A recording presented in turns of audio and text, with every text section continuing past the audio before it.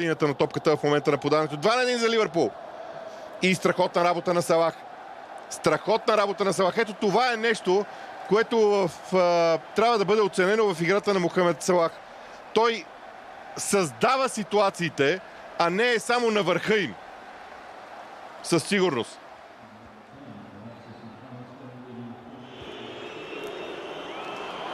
Алмирон не е в засада. Влиза в наказателното поле. Това какво беше? Един от големите проблеми на Мигел Алмирон, че той не може да използва по никакъв начин десния си крак. Тук засада няма. Ситуацията е чудесна да влезеш навътре и да отиграеш с подаване, но с десния крак.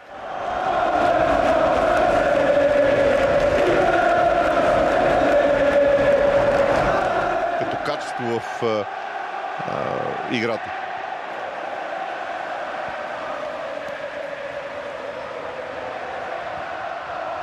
Чудесен пас на Салах за Коди Гакпо. Никой не последва Коди Гакпо и това е 3-1.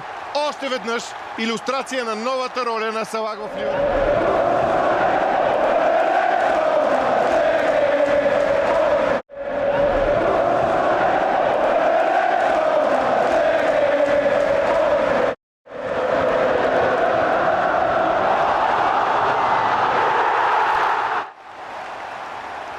Начинът, по който Салах дава топката на своите съотборници, е нещо много различно.